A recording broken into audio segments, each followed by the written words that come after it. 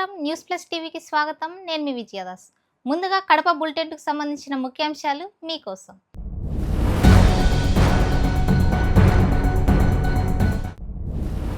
మేము చేసిన అభివృద్ధిని వైసీపీ జీర్ణించుకోలేకపోతుంది. శ్రీనివాసరెడ్డి విమర్శ, రాజకీయ విమర్శలకు తెరలేపిన వ్యాఖ్యలు.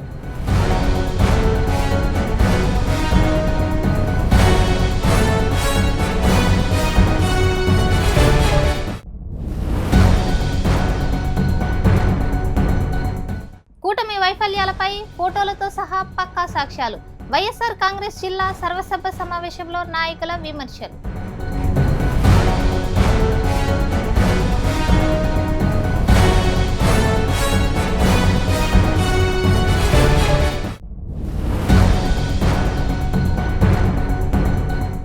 టీడీపీపై పగతో కాదు ప్రతీకారంతో బ్రతుకుతున్న వైసీపీ అధికార ప్రతినిధి రాచమల్లు సంచలన వ్యాఖ్యలు.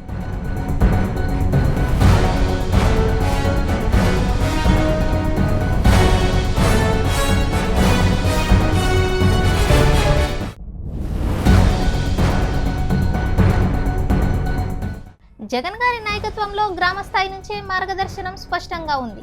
వైసీపీ బలోపేతానికి కార్యకర్తలతో ఆత్మీయ సమావేశాల దిశగా అడుగులు. అవినాష్ రెడ్డి ప్రకటన.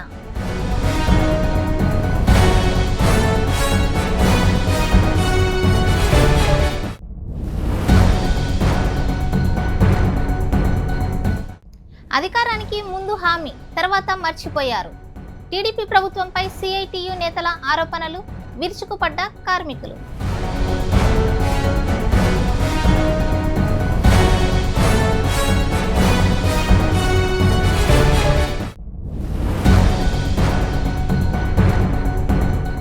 జనగణనతో పాటు కులగణన జరగాలి. స్పష్టమైన అభివృద్ధి లక్ష్యంగా పోరాటం.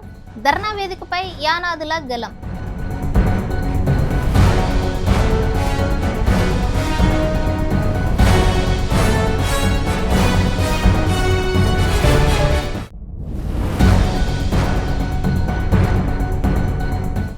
బద్వేల్ రెవెన్యూ డివిజన్ కీలక నిర్ణయం. ఫోర్జరీ కేసులపై సమీక్ష. తప్పుల్ని సరిదిద్దేందుకు సిద్ధమైన కూటమి ప్రభుత్వం.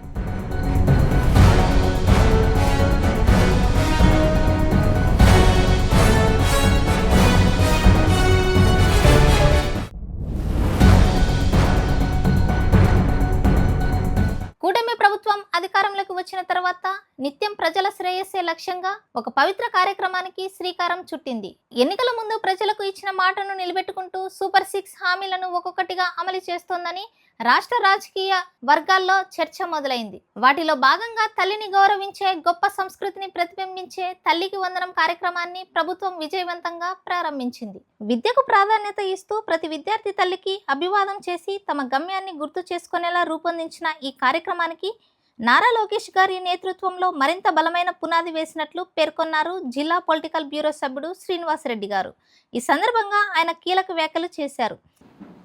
కూటమి ప్రభుత్వం అధికారంలోకి వచ్చిన తర్వాత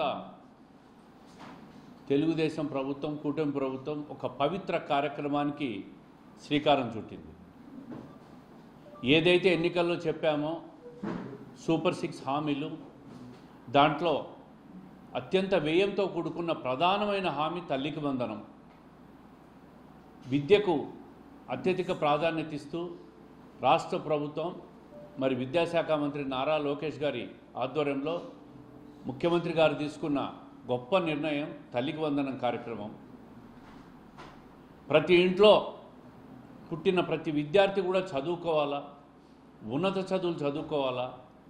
పేదవాళ్ళకు ఆర్థికంగా చదువుకునేదానికి స్తోమత ఉండదు. ప్రతి ఒక్కరికి కూడా అవకాశం కల్పించాలని చెప్పి ఒక పవిత్ర హృదయంతో తీసుకున్న నిర్ణయం తల్లికి వందనం. గతంలో ప్రభుత్వం ఒకసారి చూస్తే ఇంట్లో ఒక్కరికే ఇచ్చేది పిల్లలకు. ఈరోజు తెలుగుదేశం కూటమి ప్రభుత్వం వచ్చిన తర్వాత ఎన్నికల్లో ప్రధానమైన హామీ ఇంట్లో ఎంతమంది పిల్లలుంటే అంతమంది పిల్లలకు కూడా తల్లికి వందనం కార్యక్రమం, ప్రతి పిల్లాడికి సంవత్సరానికి 15,000 రూపాయలు ఇస్తామని చెప్పిన హామీని నిలబెట్టుకున్న ఘనత ఎవరిదైనా ఉందంటే అది కూటమి ప్రభుత్వానిది, ప్రధానంగా విద్యాశాఖ మంత్రి నారా లోకేష్ గారిది.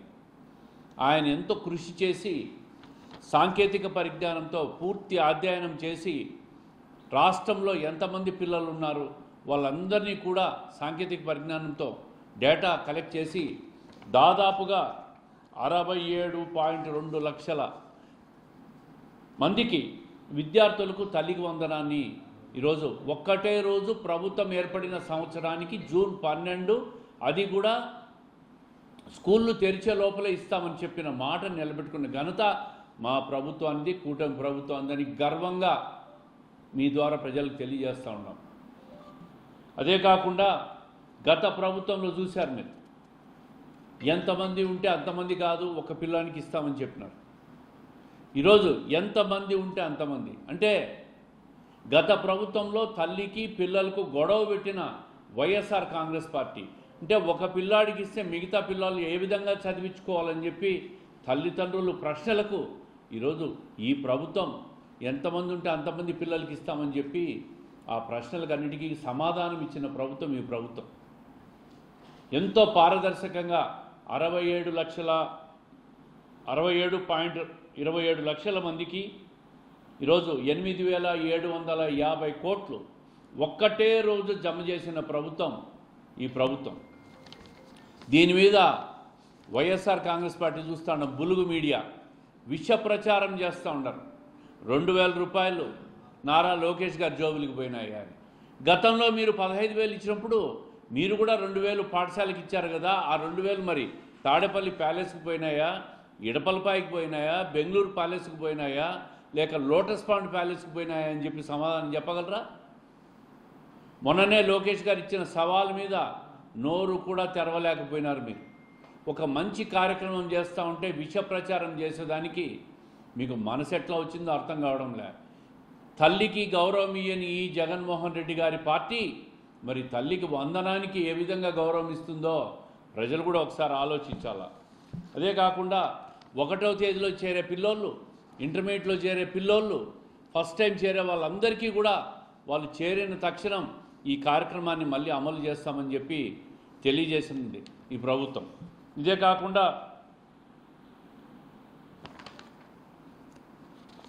పాఠశాలలు తెరిసే లోపలనే ఇస్తామని చెప్పినాం.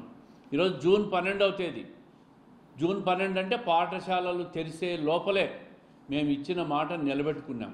ఇవే కాకుండా ఈ ప్రభుత్వం వచ్చిన తర్వాత సూపర్ 6 కార్యక్రమాల్లో మొట్టమొదట 4,000 రూపాయలు పెన్షన్, అంటే ఎన్నికల్లో కోడున్నప్పుడు కూడా అవి కూడా కలిపి జూలై 1వ తేదీ 2024లో 4,000 రూపాయల పెన్షన్తో మొదలుపెట్టిన సూపర్ 6 హామీ పథకాలు పరంపర ప్రతిదీ కూడా హామీలు నెరవేర్చుకుంటూ వస్తూ ఉన్నాం.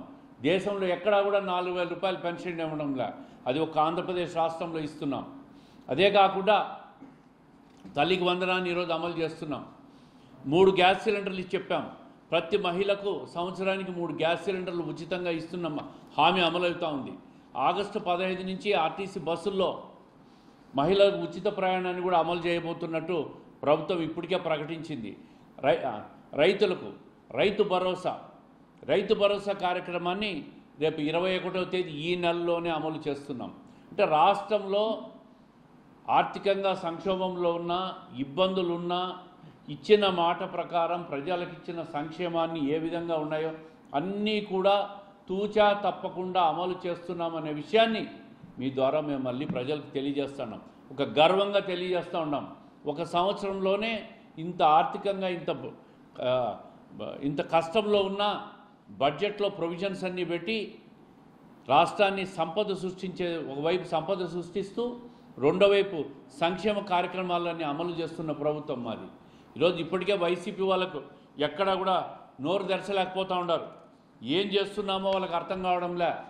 1 ఇయర్లోనే ఆర్థికంగా ఇన్ని కష్టాలున్నా ఏ విధంగా చంద్రబాబు నాయుడు గారు ఇవన్నీ అమలు చేస్తున్నారని చెప్పి నోట్లో మాట రాక, ఏమీ చేయలేక, ఏదో ఒక ఆరోపణతో దీంట్లో కూడా ఒక కమిషన్ల మాట ఎత్తి కక్కుర్తి మాటలు మాట్లాడి విష ప్రచారం చేసి బురద జల్లే ప్రయత్నం చేస్తూ ఉండరు. మీరు మాట్లాడిన దాంట్లో అర్థమే లేదు. ప్రతి రూపాయి కూడా నేరుగా తల్లుల అకౌంట్కి పోతూ ఉంది. ప్రతి రూపాయి కూడా ఒక విద్యకు, ఒక పవిత్రమైన కార్యక్రమానికి వినియోగం అవుతూ ఉంది. ఈరోజు తల్లిదండ్రుల ముఖాల ఆనందం, విద్యార్థులు ఈరోజు ప్రతి స్కూల్కు పోతూ ఎంతో ఆనందంగా టెన్షన్లెస్గా స్కూళ్ళకు పోయి విద్యను అభ్యసించేదానికి సంతోషంగా తయారవుతూ ఉన్నారు. ఈ ప్రభుత్వం వచ్చిన తర్వాత 67 లక్షల మందికి ఇస్తే మీరున్నప్పుడు కేవలం 42 లక్షల మందికి ఇచ్చారు. అంటే ఎన్ని రకాలుగా కండిషన్స్ పెట్టి ఎంతమంది కోత వేశారో దాదాపు 50%, 42 లక్షలకు 67 లక్షలకు 50% పైన వ్యత్యాసం ఉంది. అంటే మీరు ఎన్ని కండిషన్లు పెట్టి ఎంతమంది కోత వేశారో ఒక్కసారి గత ప్రభుత్వాన్ని కూడా ప్రజలు అర్థం చేసుకోవాలి. 67 లక్షల మందికి ఈరోజు అమ్మఒడిని వర్తింపజేస్తున్నామంటే ఇది ఆషామాషి విషయం కాదు. దేశంలోనే ఆంధ్రప్రదేశ్ రాష్ట్రంలోనే పెన్షన్ల కార్యక్రమం కానీ, ఈ తల్లికి వందనం కార్యక్రమం కానీ, అంటే విద్యార్థులకు స్కూల్ ఫీజు కింద ఇంత పెద్ద కార్యక్రమాలు అమలు చేస్తున్న రాష్ట్రం ఒక్క ఆంధ్రప్రదేశ్ రాష్ట్రంలో చంద్రబాబు నాయుడు గారి నాయకత్వంలో కూటమి ప్రభుత్వం అమలు చేస్తున్న కార్యక్రమం ఇది. వైఎస్ఆర్ పార్టీ వాళ్ళని చూస్తున్నాం. గత 5 సంవత్సరాల్లో మీరు అమలు చేసిన సంక్షేమ కార్యక్రమాలన్నీ కూడా కండిషన్లు పెట్టి పెన్షన్లు కూడా కోత వేశారు. మీరు పెన్షన్లు కూడా కోత వేశారు, అమ్మఒడిలో కోత వేశారు. ప్రతి సంక్షేమ కార్యక్రమాల్లో కండిషన్లు పెట్టి కోత వేస్తే ఈరోజు కోతలన్నీ తీసేసి పారదర్శకంగా అర్హులైన ప్రతి ఒక్కరికి ఈ కార్యక్రమాన్ని అమలు చేస్తున్న ప్రభుత్వం ఇది. దీన్ని మరింత జనంలోకి తీసుకుపోతాం. 23వ తేదీ నుంచి నెల రోజుల పాటు రైతు భరోసా కార్యక్రమం కానీ, సూపర్ 6 పథకంలో అమల్లో హామీలో భాగంగా పెన్షన్లు కానీ, తల్లికి వందనం కానీ, మహిళలకు ఆర్టీసీ బస్సులో ఉచిత ప్రయాణాన్ని ఆగస్టు 15 నుంచి అమలు చేసే కార్యక్రమం కానీ, 3 గ్యాస్ సిలిండర్లు ఇచ్చే కార్యక్రమం కానీ, ప్రతిదీ కూడా రాబోయే సోమవారం నుంచి అంటే 23వ తేదీ నుంచి రాష్ట్ర వ్యాప్తంగా, మన కడప జిల్లా వ్యాప్తంగా అన్ని నియోజకవర్గాల్లో కూడా నెల రోజుల పాటు విస్తృత ప్రచారం చేస్తాం. ఎందుకంటే చేసింది చెప్పుకోవాల్సిన అవసరం ఉంది.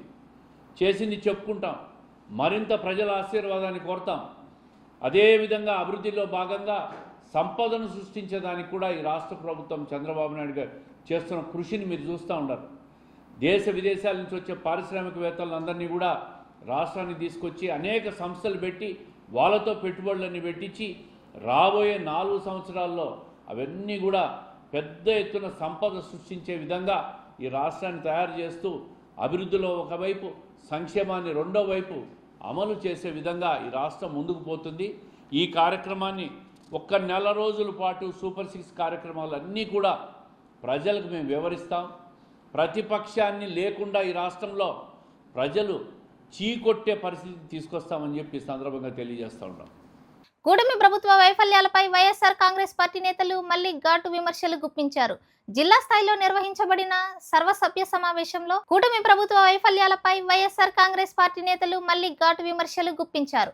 జిల్లా స్థాయిలో నిర్వహించిన సర్వసభ్య సమావేశంలో కూటమి పాలనలో జరిగిన అన్ని రకాల తప్పిదాలను కళ్లకు కట్టినట్లు ఫోటోలు మరియు డాక్యుమెంట్లు ఎవిడెన్స్ తో సహా అన్నిటినీ ప్రజల ముందుంచారు. వారు చేసిన ఆరోపణల ప్రకారం కూటమి ప్రభుత్వం అధికారంలోకి వచ్చిన వెంటనే కేవలం ఒకే ఒక సంవత్సరంలో దాదాపు 1,60,000 కోట్ల రూపాయలను అప్పు చేసినా కూడా ప్రజలకు ఒక్క రూపాయి మేలు కూడా కనిపించడం లేదంటూ తీవ్రంగా మండిపడ్డారు. చంద్రబాబు అంటే కూటమి ప్రభుత్వం పరిపాలన వైఫల్యాలన్నీ కూడా దీంట్లో కళ్ళకు కట్టినట్టుగా ఫోటోతో సహా ఎవిడెన్స్తో సహా అన్నీ కూడా వివరించడం జరిగింది. చాలా దారుణం. ఈ సంవత్సరంలో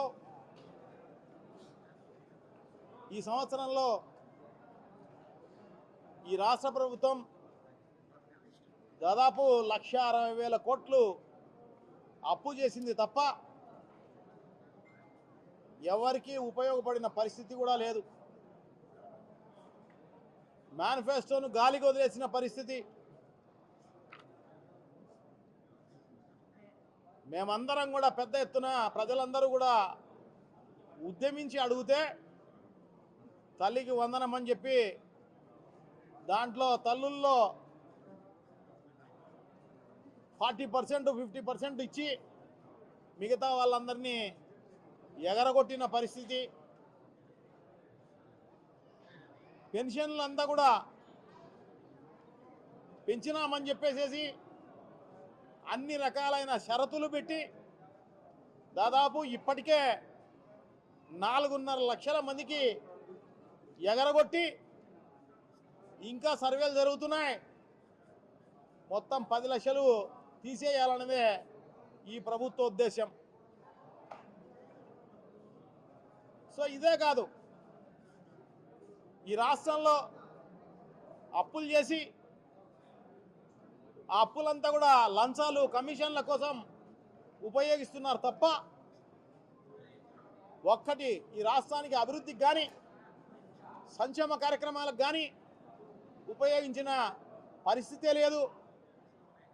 గతంలో జగన్మోహన్ రెడ్డి గారి పరిపాలనలో అందించిన సంక్షేమ కార్యక్రమాలను అన్నీ ఇస్తామని చెప్పి ఇంకా ఎక్స్ట్రా ఇస్తామని చెప్పి అధికారంలోకి వచ్చి జగన్మోహన్ రెడ్డి గారు ఇచ్చిన సంక్షేమ కార్యక్రమాలు కూడా ఇప్పుడు తీసేసి అమలు చేసిన పరిస్థితి లేదు. ప్రజలందరూ అనుకుంటున్నారు పాలిచ్చే ఆవును పోగొట్టుకొని తన్నే గాడిదనో దున్నపోతునో తెచ్చుకున్నామని చెప్పి ప్రజలందరూ కూడా భావిస్తున్నారు. ఇలా ఉంటే పరిస్థితి కూటమి ప్రభుత్వం మాట్లాడితే, చంద్రబాబు నాయుడు గారు మాట్లాడితే జగన్మోహన్ రెడ్డి గారి పరిపాలన ఆర్థిక విధ్వంసం చేసిపోయినాడు, నేనంతా బాగుపరుస్తానా అని చెప్పేసి గొప్పలు చెప్పుకునే కార్యక్రమాలు చేస్తున్నారు.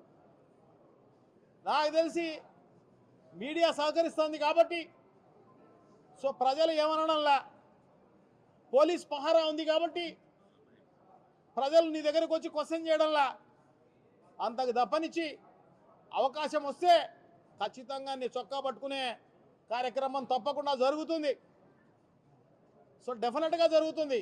ఎందుకంటే వాళ్ళే ఎలక్షన్లో ఇవన్నీ కూడా క్యాలిక్యులేట్ చేసుకున్నాం, మేనిఫెస్టోలో చెప్పినవన్నీ అమలు తప్పకుండా చేస్తాం, ఒకవేళ చేయకపోతే చొక్కా పట్టుకోండి అని చెప్పేసి చెప్పడం జరిగింది. వాళ్ళు చొక్కా పట్టుకోవడం కాదు, చొక్కాలు ఊడదీసే కార్యక్రమం తప్పకుండా జరుగుతుంది అని చెప్పి తెలియజేసుకుంటున్నా. మళ్ళీ సుపరిపాలన స్వర్ణాంధ్రప్రదేశ్ అని బుక్ రిలీజ్ చేసే కార్యక్రమం చేస్తున్నారన్నమాట. బుక్ రిలీజ్ చేసి అక్కడక్కడ కేకులు కట్ చేసే కార్యక్రమం చేస్తున్నారు. ఇంటి దగ్గర కేకులు కట్ చేసేది కాదు, బయట ప్రజల్లోకి పోయి కేకులు కట్ చేయండి, అప్పుడు తెలుస్తుంది మీకు ప్రజలు ఏమనుకుంటున్నారో తెలుస్తుంది. ఒక్కటి అమలు చేసిన పరిస్థితి లేదు. అందరికీ మోసం చేసి, అందరికీ వెన్నుపోటు పొడిచి, మీ మామకి ఎట్లా వెన్నుపోటు పొడిచినావు గతంలో అధికారంలోకి వచ్చేదానికి, కొనసాగేదానికి ఇప్పుడు ప్రజలందరినీ కూడా వెన్నుపోటు పొడిచే కార్యక్రమం జరుగుతున్న పరిస్థితి. ఎక్కడ నీ సుపరిపాలన, ఎక్కడ నీ సుపరిపాలన చూపించు. మరి ఏ ఏ ఏ డిపార్ట్మెంట్లో కానీ ఎక్కడ చూసినా అవినీతి. నువ్వు అలా చేసేదల్లా ఏంటంటే వైఎస్ఆర్ కాంగ్రెస్ పార్టీ నాయకులను, కార్యకర్తలను భయభ్రాంతులకు గురి చేసి దొంగ కేసులు పెట్టి వాళ్ళని హింసించే కార్యక్రమం చేస్తున్నావు తప్ప ఒక్క మేలు చేసిన పరిస్థితి లేదు, ఒక్క అభివృద్ధి చేసిన కార్యక్రమము లేదు. ఉండేటివన్నీ కూడా ప్రైవేటైజేషన్ చేసే కార్యక్రమం చేస్తాను. మెడికల్ కాలేజీ ప్రైవేటైజేషను, పోర్టులు privatisation, Vizag steel plant privatisation, అన్ని ప్రైవేటైజేషన్ చేస్తున్నావు తప్ప ఒక్కడి నువ్వు సొంతంగా చేసిన పరిస్థితి లేదు. అమరావతి పేరు చెప్పడము, తర్వాత మిగతా ఇవన్నీ కూడా టెండర్లు పిలిచి 53,000 కోట్లు అప్పు చేసి అమరావతి కోసం టెండర్లు పిలిచి ఆ మొబలైజేషను 8% 10% మొబలైజేషన్ వస్తే ఆ మొబలైజేషన్ కోసం నువ్వు టెండర్లు పిలిచినావు, అంతకు తప్పనించి వేరే ఏం లేదు. ఎక్కడ చూసినా అవినీతి, ఎక్కడ చూసినా లంచాలు తప్ప ఇంకోటి లేదు. ప్రజలపైన అప్పు తప్ప ఇంకోటి అంతకన్నా లేదు. నీ లోకల్ లీడర్లందరూ కూడా ఎమ్మెల్యేలు అయితేనేమి, ఎంపీలు అయితేనేమి, మంత్రులు అయితేనేమి, వీళ్ళందరూ కూడా ప్రజలను దోచుకునే కార్యక్రమం చేస్తున్నారు తప్ప ఇంకొకటి లేదు. ఎక్కడ పడితే అక్కడ ఇసుక, మట్టి, బ్రాందీ షాపులు అన్ని రకాలుగా దోపిడీ చేసే కార్యక్రమం చేస్తున్నారు తప్ప ఈ ప్రభుత్వం చేసింది ఏమీ లేదు. దీనికి సుపరిపాలన అని పేరు, మళ్ళా స్వర్ణాంధ్రప్రదేశ్ లేని కేసులన్నీ పెట్టే కార్యక్రమం. ఎవరో విలేకరి మాట్లాడితే అది వైఎస్ఆర్ కాంగ్రెస్ పార్టీకి అంటగట్టే కార్యక్రమం చేస్తున్నారు. మీడియా ఉందని చెప్పేసేసి వైఎస్ఆర్ కాంగ్రెస్ పార్టీ ఏమన్నా అనిందా? వైఎస్ఆర్ కాంగ్రెస్ పార్టీ నాయకులు అన్నారా? లేదంటే సాక్షి పేపర్లో యాంకర్ అన్నారా? లేకుంటే ఎవరన్నారని జగన్మోహన్ రెడ్డి అన్నారా? ఎవరన్నారు? వేశ్యల రాజధాని అని ఎవరు అనలేదు. మహిళలకు అత్యంత గౌరవం ఇచ్చిన పార్టీ వైఎస్ఆర్ కాంగ్రెస్ పార్టీ, జగన్మోహన్ రెడ్డి గారు. మహిళలను వెన్నుపోటు పొడిచి మహిళా శక్తి అని చెప్పి నెల 1500 రూపాయలు ఇస్తామని చెప్పి ఇంతవరకు ఎగ్గొట్టిన పరిస్థితి. దాదాపు లాస్ట్ ఇయర్ మొదటి సంవత్సరంలో ఈ కూటమి ప్రభుత్వం దాదాపు 83,000 కోట్ల రూపాయలు ప్రజలకు ఎగరగొట్టినండి ఈ స్కీమ్స్ ద్వారా. వడ్డీతో సహా ఖచ్చితంగా నీతో కట్టిపించే కార్యక్రమం చేస్తాం. అంతవరకు వైఎస్ఆర్ కాంగ్రెస్ పార్టీ నిద్రపోదు, వైఎస్ఆర్ కాంగ్రెస్ పార్టీ నాయకులు నిద్రపోరు.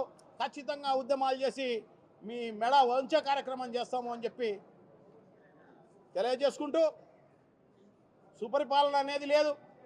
ప్రజలు చెప్పాలి సుపరిపాలనని, ప్రజలు చెప్పాలి. ప్రజలు ఏమంటున్నారో ఒక్కసారి వినండి.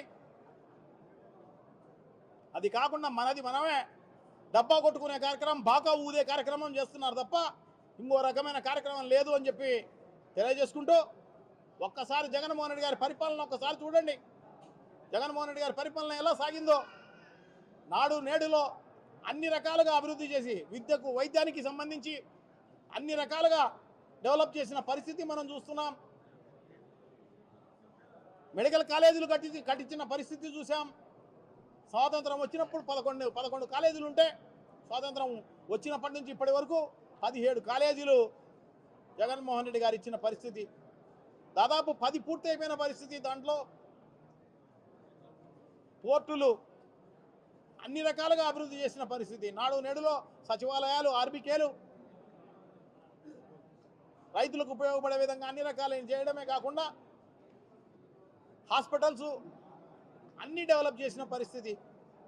సంక్షేమ కార్యక్రమాల్లో మేనిఫెస్టోలో ఏం చెప్పినారో అన్నీ అమలు చేసిన పరిస్థితి. అటువంటిది విధ్వంసం అంటావు, ఆర్థిక విధ్వంసం. నువ్వు చేసింది ఏంది? నీకు అప్పటికి ఇప్పటికీ ఏం తేడా లేదే బడ్జెట్లో. అప్పుడు అప్పులు చేశారు, ఇప్పుడు అప్పులు చేసినారు. పన్నుల్లో కూడా పెద్ద తేడా లేదు. సంవత్సరానికి 10,000 కోట్లు తప్ప. మరి నువ్వు సంక్షేమ కార్యక్రమాలు ఒక్కటి కూడా అమలు చేయలేదే.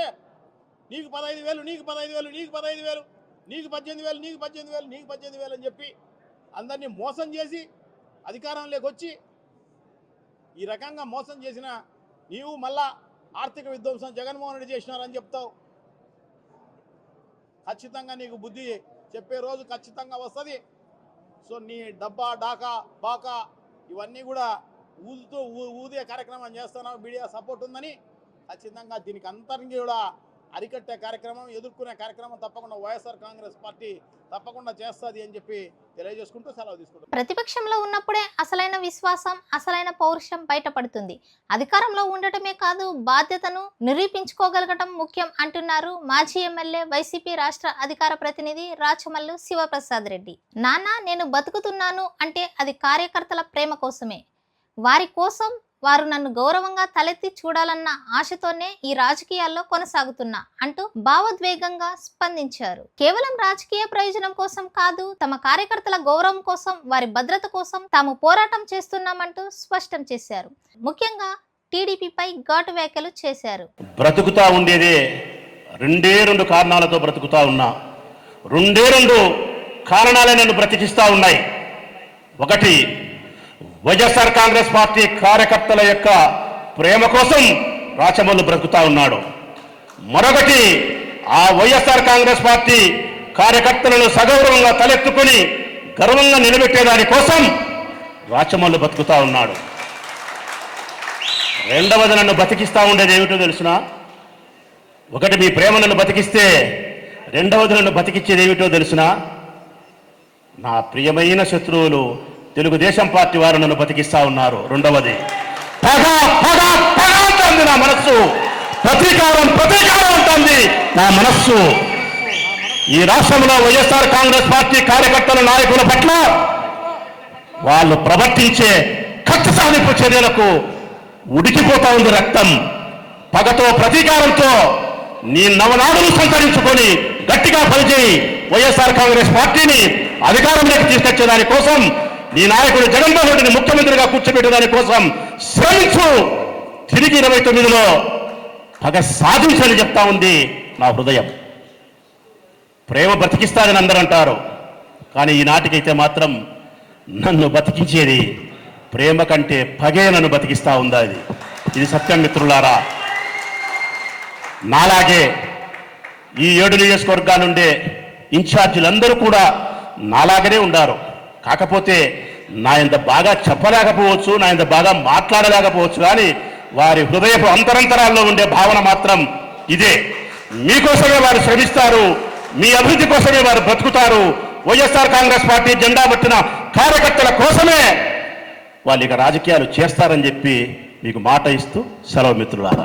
వైఎస్ఆర్ జగన్మోహన్ రెడ్డి గారి నాయకత్వంలో పార్టీ ప్రజల వద్దకు మరింతగా చేరాలనే లక్ష్యంతో వైసీపీ నిర్మాణం గ్రామస్థాయి నుంచే బలోపేతమవుతుందంటూ స్పష్టం చేశారు పార్టీ సీనియర్ నేత మాజీ ఎంపీ అవినాష్ రెడ్డి. మనం గ్రామస్థాయి నుంచి జిల్లా స్థాయి వరకు పార్టీ నిర్మాణాన్ని పూర్తిగా స్థాపించాం, ఇప్పుడు నిజమైన పని మొదలవుతుంది అంటూ పేర్కొంటూ జగన్ గారి నేతృత్వంలో అందరికీ స్పష్టమైన మార్గదర్శనం అందుతోందంటూ తెలిపారు. ప్రతి గ్రామంలో పార్టీ కార్యకర్తలతో సమావేశాలు జరిపేందుకు నెలకు ఒకసారి, జిల్లా స్థాయిలో 3 నెలలకు ఒకసారి సమీక్షలు నిర్వహించేందుకు స్పష్టమైన కార్యాచరణ సిద్ధమవుతుందంటూ స్పష్టం చేశారు. ప్రజలతో సంబంధం రాజకీయంగా కాకుండా సేవా దృక్పథంతో ఉండాలి అని చెప్పిన అవినాష్ రెడ్డి గారు కార్యకర్తలతో ప్రత్యక్షంగా మమేకం అవడం ద్వారానే ప్రజల్లో విశ్వాసం బలపడుతుందని పేర్కొన్నారు. వైసీపీ పునాది గ్రామమే, ప్రజలే శక్తి అనే తత్వంతో నడిచే ఈ కార్యక్రమం పార్టీని మరింత సమర్థవంతంగా ప్రజల మధ్య నిలబెడుతుందనే నమ్మకాన్ని వ్యక్తం చేశారు. ఇదే జగన్ గారి మార్గదర్శనం.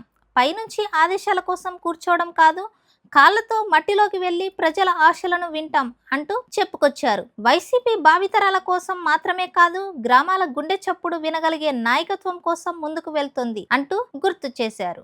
రాష్ట్ర అధ్యక్షులు జగన్మోహన్ రెడ్డి గారు ఫ్రీక్వెంట్గా జిల్లా అధ్యక్షులతో, పరిశీలకులతో, పిఏసీ మెంబర్స్తో, ప్రతి ఒక్కరితో ఫ్రీక్వెంట్గా మీట్ అవుతా ఉన్నారు. మీట్ అయి నిర్దేశం చేస్తూ ఉన్నారు.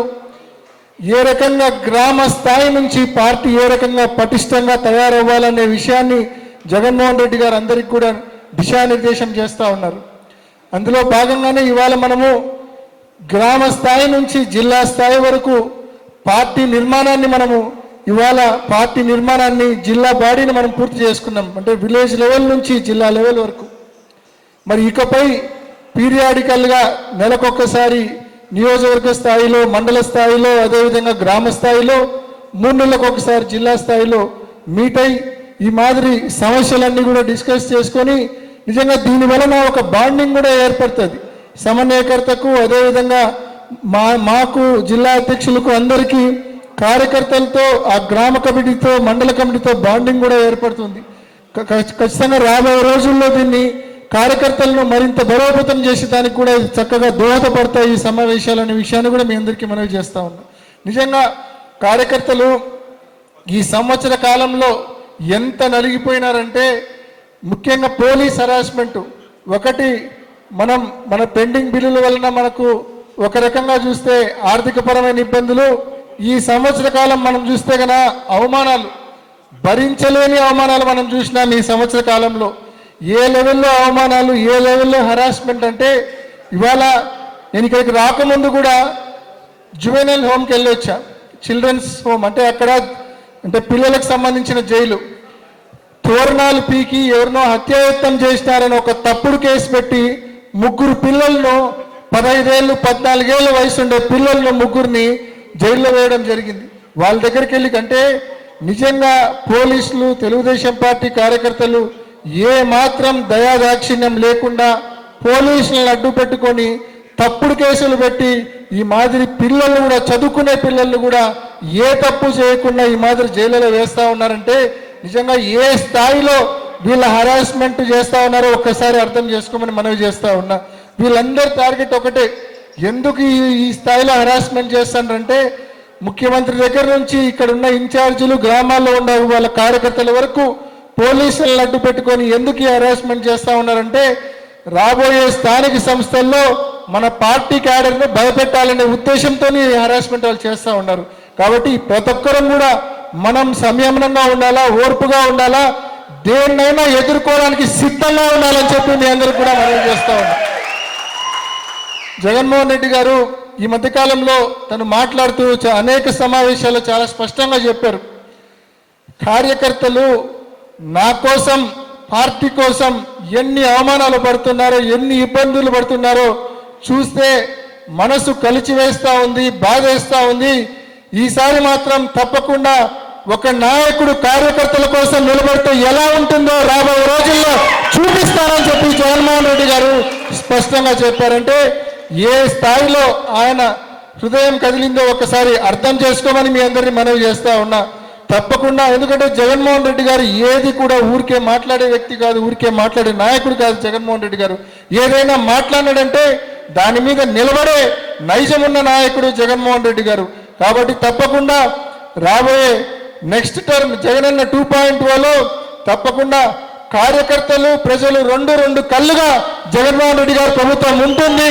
తప్పకుండా ఈరోజు బాధపడిన కార్యకర్త, అవమానం పొందిన ప్రతి కార్యకర్తను కూడా ఇక్కడున్న నియోజకవర్గ సమన్వయకర్తలము, నేను జిల్లా అధ్యక్షుడు అందరం కూడా మీ అందరి సమస్యలను కూడా మా భుజాన వేసుకొని మేము తప్పకుండా అవన్నీ పరిష్కరిస్తామని చెప్పి కూడా మీ అందరికీ పేరున తెలియజేస్తూ ఈ తొలి జిల్లా సమావేశాన్ని విజయవంతం చేసిన మీ అందరికీ పేరున ధన్యవాదాలు తెలియజేస్తూ మరి నియోజకవర్గ సమావేశాల్లో మళ్ళీ మీ అందరినీ కలుస్తామని చెప్పి కూడా మీ అందరికీ పేరున తెలియజేస్తూ ముగిస్తున్నా. రాష్ట్రంలోని అంగన్వాడీ కార్యకర్తలు, ఆశా వర్కర్లు, మధ్యాహ్న భోజన పథకం ఉద్యోగులు, మున్సిపల్ కార్మికులు, శానిటేషన్ సిబ్బంది, ఇంకా ఆఫ్ఘాన్లో పనిచేస్తున్న కార్మికులందరికీ సంక్షేమ పథకాలు వర్తించాలంటూ కడప కలెక్టరేట్ ఎదుట నిరసన వ్యక్తమైంది. ఈ సందర్భంగా మనోహర్ గారు మాట్లాడుతూ, అధికారానికి రాకముందు మా కోసం హామీలు ఇచ్చిన టీడీపీ ప్రభుత్వం అధికారంలోకి వచ్చిన వెంటనే మమ్మల్ని మర్చిపోయారు అంటూ గలమెత్తారు. మేము కూడా సమాజానికి సేవ చేస్తున్నాం, మరి మాకెందుకు సంక్షేమ పథకాలు వర్తించవు అంటూ డిమాండ్ చేశారు. సిఐటియు నేతలు మాట్లాడుతూ, ఇది తల్లుల పోరాటం, తల్లికి వందనం చేస్తున్నా అని పెద్ద పీటలు వేస్తే సరిపోదు. సిఐటియు నేతలు మాట్లాడుతూ, ఇది తల్లుల పోరాటం, తల్లికి వందనం చేస్తున్నా అని పెద్ద పీటలు వేస్తే సరిపోదు, ఉద్యోగినుల త్యాగాన్ని గుర్తించి పథకాలు వర్తింప చేయాలి అంటూ హెచ్చరించారు.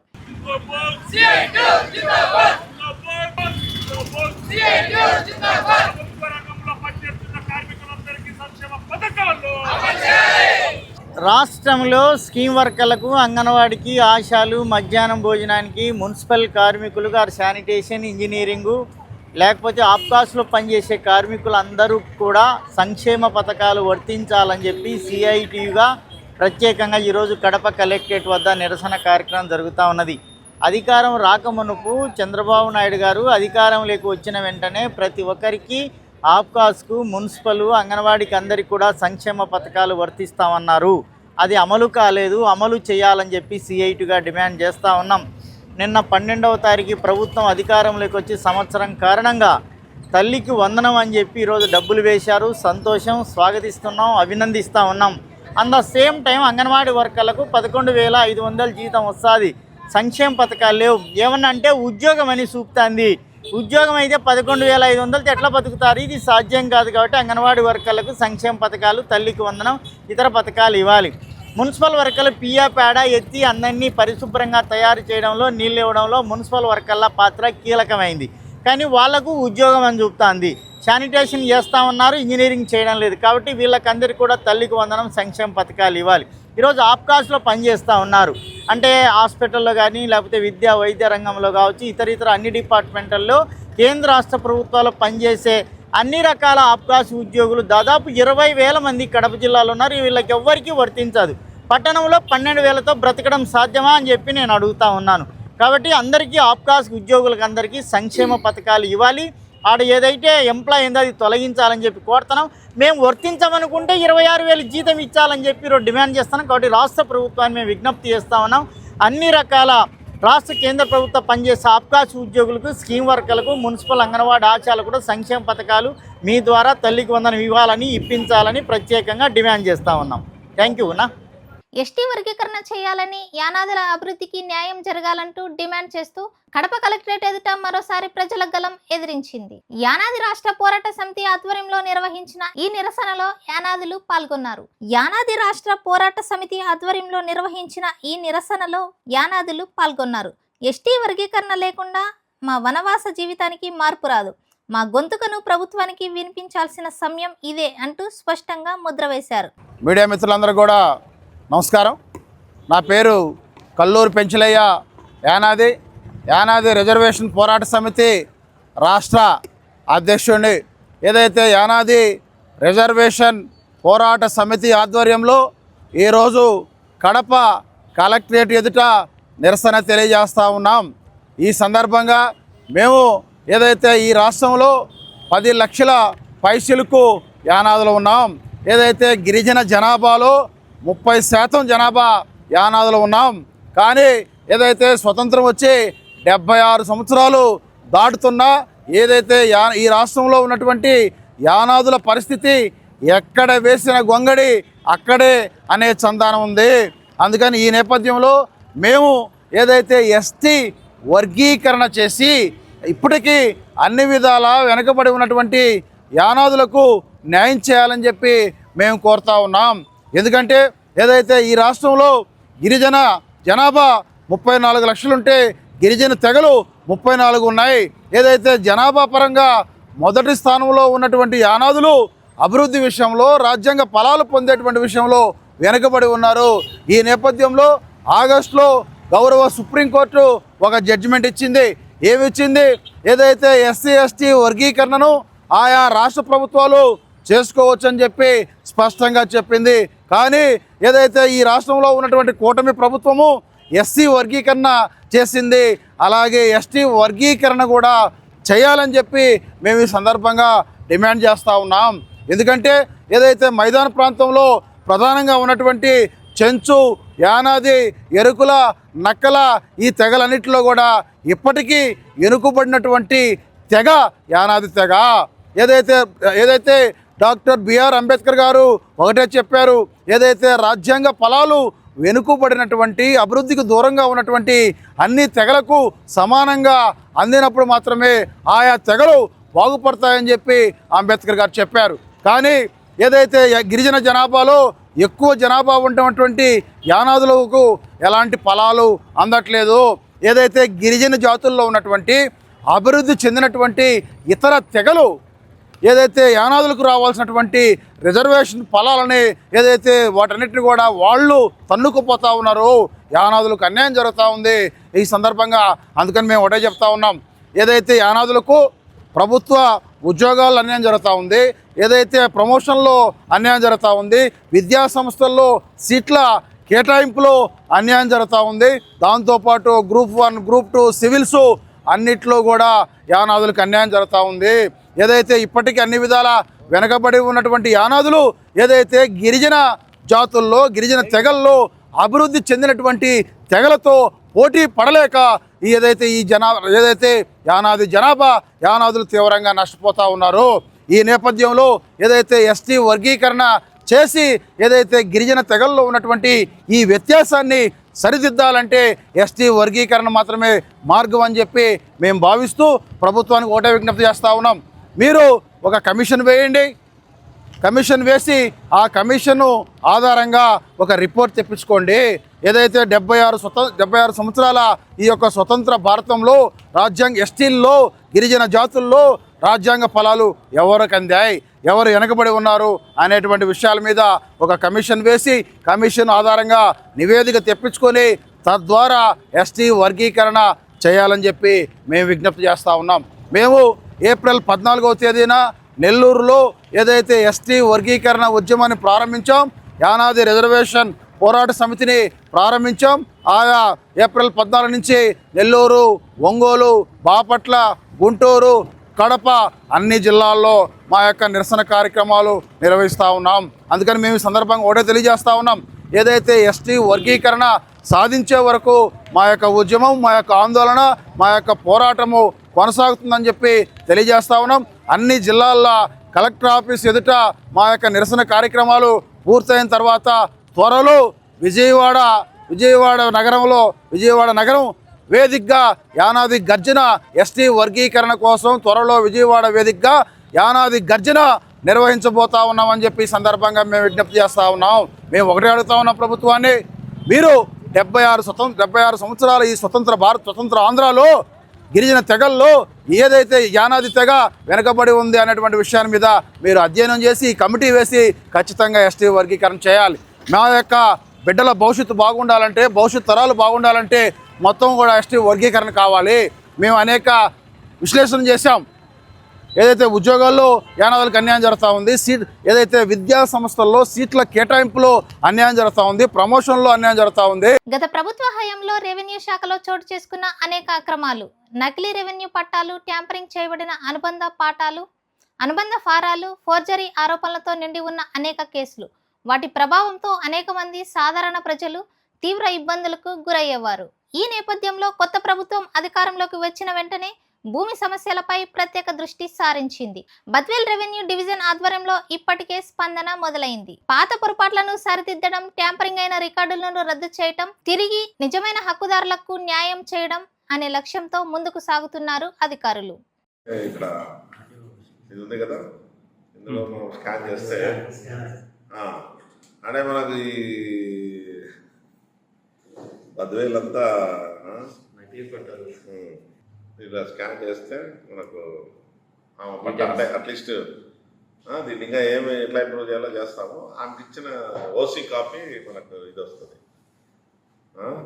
అది కూడా ఒకటి పెట్టండి. ఇది కూడా ఇది ఒరిజినల్ ఉందా, ఇది కూడా ఫైల్లో పెట్టండి. సరే చూపిస్తానండి.